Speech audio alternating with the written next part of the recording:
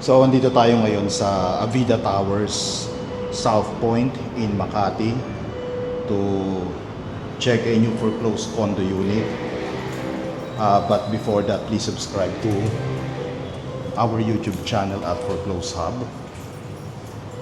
So, along Chino Roses lang po tayo and malapit tayo sa MRT Magallanes Station.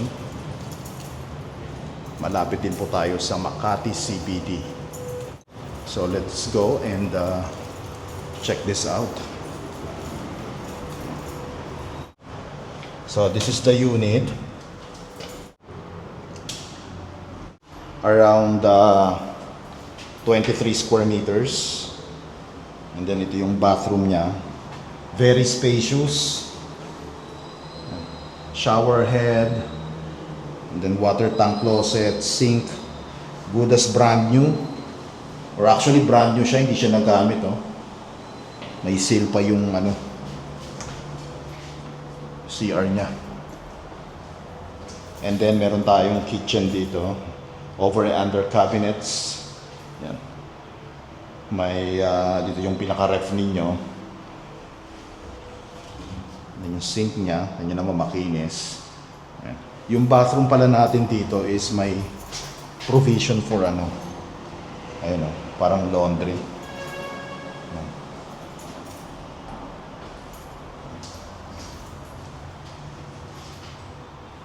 Kinis, hindi nagamit, hindi siya natirahan. This is around 3.8 million and this is available in cash or at least 10 to 20% down payment and then 80 to 90% balance bank financing plus taxes and fees. So ang view niya is yan. Amenities, yan yung ginagawang swimming pool. Yan. And may view din siya ng San Lorenzo Village and konting BGC. Yan. Aircon provision natin hindi nagamit. Yan, intact pa. Morning sun po siya, kasi pa lang ngayon around 11 a.m. Tapos meron tayong enclosure or partition. Pwede siyang i-convert into one bedroom. So as is where is upon turnover, and this is first come first serve basis. So if you are interested to make an offer and schedule a property showing, please message us directly. Wala na kayong mahanap na Makati condo na malapit sa MRT and Makati CBD na around 3 million. Okay? Tapos good as brand new pa. Actually brand new talaga siya. Ang price nito sa developer ngayon is nasa 8 million na po. Okay? So unahan tayo lagi sa foreclose.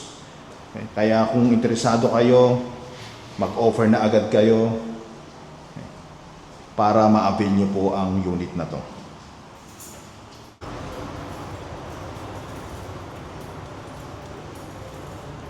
Motion sensor siya. Ayan.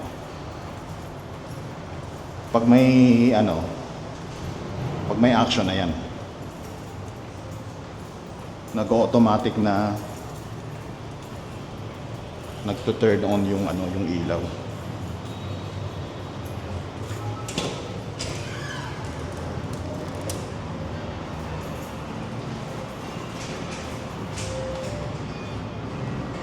Amenity area.